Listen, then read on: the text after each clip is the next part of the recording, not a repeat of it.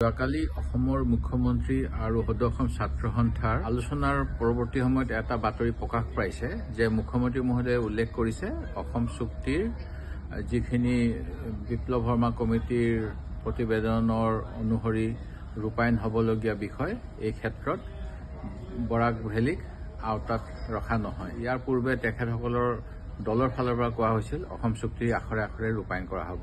এতিয়া মূল কথাটো হ'ল অসম চুক্তিৰ ৫ নং দফাত লিখা আছে 1971 চনৰ 24 মাৰ্চৰ পিছত কোনো লোকে যদি অসমলৈ আহিছিলে অবৈধভাৱে তেখেতসকল বিদেশী নাগৰিক হ'ব লাগিব। কিন্তু নাগৰিকত্ব সংশোধনী আইন অনুসৰি এতিয়া 2014 চনৰ 31 ডিচেম্বৰলৈকে অহা লোকসকলেও ভাৰতীয় নাগৰিকত্ব পাব আৰু অসমত বসবাস কৰিবৰ যোগ্য হ'ব। ইয়াৰ যোগেদি ইতিমধ্যে অসম চুক্তিৰ আত্মা ভাৰতীয় জনতা পাৰ্টীয়ে হত্যা কৰিছে।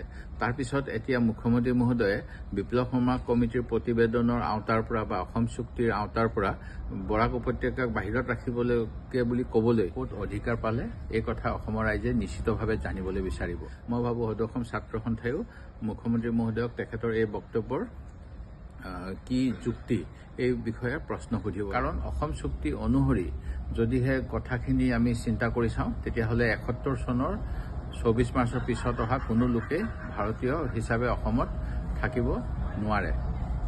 সেয়ে মই অনুৰোধ কৰিম অসমৰ মুখ্যমন্ত্ৰী ডাঙৰীয়াক তেখেতে নিজৰ খুচিমতে যেন অসম চুক্তিৰ কোনখিনি দফা ৰূপায়ণ কৰা হ'ব কোনখিনি কৰা নহ'ব এই কথাবিলাক নকয় আৰু অসম চুক্তি সকলোৱে মানি লৈছিল। সেই গতিকে এই চুক্তিখন আখৰে আখৰে ৰূপায়ণ কৰাটো তেখেতসকলৰ দায়িত্ব। এই আমি নাগৰিকত্ব সংশোধনী আইন বাতিল কৰাৰ দাবী জনাইছো আৰু অসম চুক্তি আখৰে আখৰে ৰূপায়ণ কৰিবলৈ মুখ্যমন্ত্ৰী মহোদয়ক প্ৰত্যাহ্বান জনাইছো।